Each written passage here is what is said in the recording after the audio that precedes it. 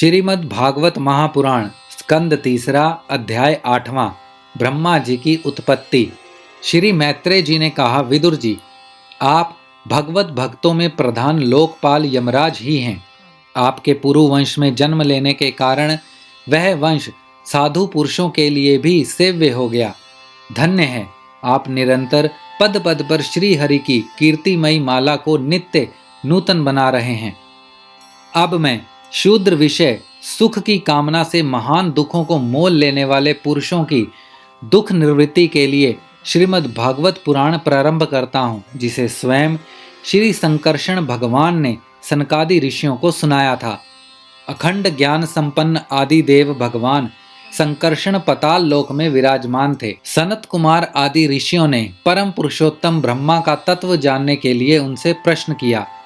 उस समय शेष जी अपने आश्रय स्वरूप उन परमात्मा की मानसिक पूजा कर रहे थे, जिनका वेद वासुदेव के नाम से निरूपण करते हैं। उनके कमल कोश सरीखे नेत्र बंद थे।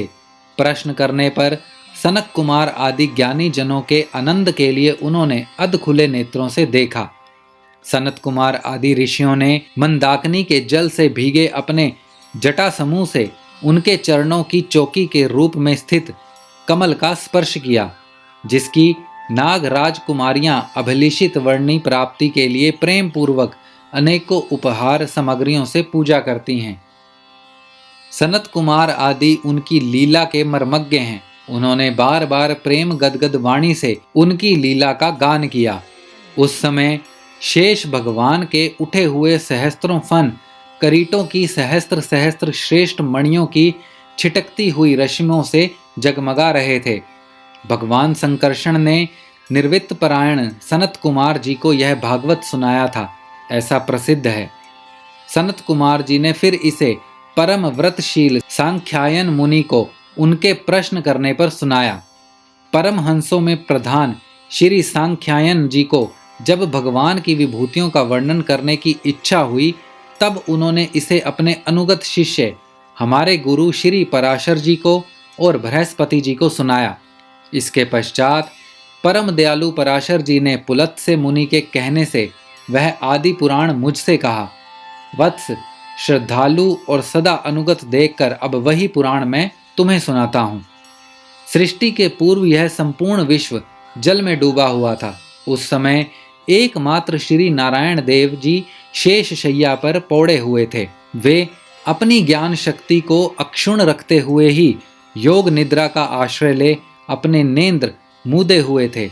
सृष्टि कर्म से अवकाश लेकर आत्मनंदन में मग्न थे। उनमें किसी भी क्रिया का उन्मेष नहीं था। जिस प्रकार अग्नि अपनी दाहिका आदि शक्तियों को छिपाए हुए काष्ठ में व्याप्त रहता है, उसी प्रकार श्री भगवान ने संपूर्ण प्राणियों के समूह शरीर को अपने शरीर में लीन करके अपने आधारभूत उस जल में शयन किया। उन्हें सृष्टि काल आने पर पुनः जगाने के लिए केवल काल शक्ति को जागृत रखा। इस प्रकार अपनी स्वरूप भूता इच्छ शक्ति साथ 1 सहस्त्र चतुर्युग पर्यंत जल में शयन करने के अनंतर जब उन्हीं के द्वारा नियुक्त उनकी काल शक्ति ने उन्हें जीवों के कर्मों की प्रवृत्ति के लिए प्रेरित किया, तब उन्होंने अपने शरीर में लीन हुए अनंत लोक देखे। जिस समय भगवान की दृष्टि अपने में निहित लिंग शरीर आदि सूक्ष्म तत्व पर पड़ी, तब वह काल आश्रित रजोगुण से शोभित होकर सृष्टि रचना के निमित्त उनके नाभि देश से बाहर निकला।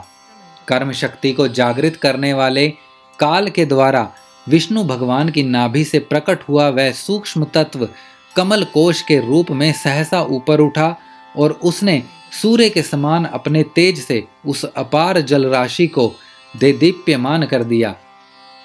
संपूर्ण गुणों को प्रकाशित करने वाले उस सर्वलोक में कमल में वे विष्णु भगवान ही अंतर्यामी रूप से प्रविष्ट हो गए।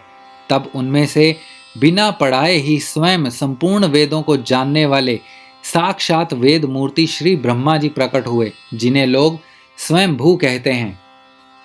उस कमल की कर्णिका में बैठे हुए ब्रह्मा जी को जब कोई लोक दिखाई नहीं दिया, तब वे आंखें फाड़कर आकाश में चारों ओर गर्दन घुमाकर देखने लगे। इससे उनके चारों दिशाओं में 4 मुख हो गए।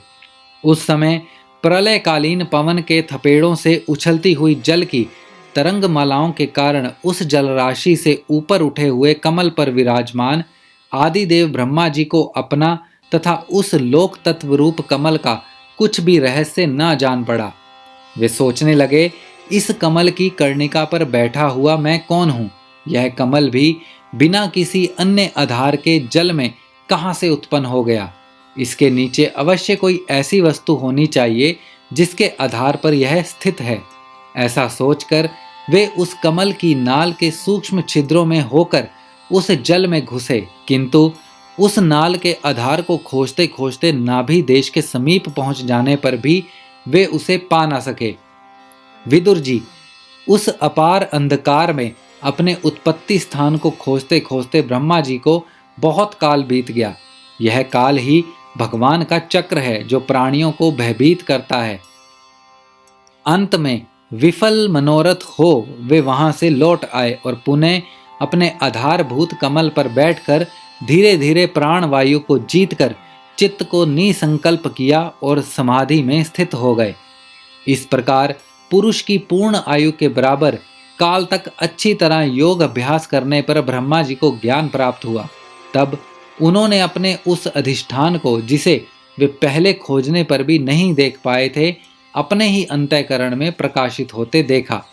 उन्होंने देखा कि उस प्रलयकालीन जल में शेष जी के कमल नाल सदन गौर और विशाल विग्रह की शैया पर पुरुषोत्तम भगवान अकेले ही लेटे हुए हैं। शेष जी के 10,000 फन छत्र के समान फैले हुए हैं। उनके मस्तकों पर करीट शोभायमान है। उनमें जो मणियां जड़ी हुई हैं, उनकी कांति से चारों ओर का अंधकार दूर हो रहा है। वे अपने श्याम शरीर की आभा से मरकत मणि के पर्वत की शोभा को लज्जित कर रहे हैं। उनकी कमर का पीतपट पर्वत के प्रांत देश में छाए हुए सायंकाल के पीले पीले चमकीले मेघों की आभा को मलिन कर रहा है। सिर पर सुशोभित स्वर्ण मुकुट सुवर्णमय शिखरों का मान मर्दन कर रहा है। उनकी वनमाला पर्वत के रत्न, जल प्रपात, औषधि और पुष्पों की शोभा को परास्त कर रही है तथा उनके भुजदंड वेणुदंडा और चरण वृक्षों का तिरस्कार करते हैं। उनका वह श्री विग्रह अपने परिणाम से लंबाई चौड़ाई में त्रिलोकी का संग्रह किए हुए है।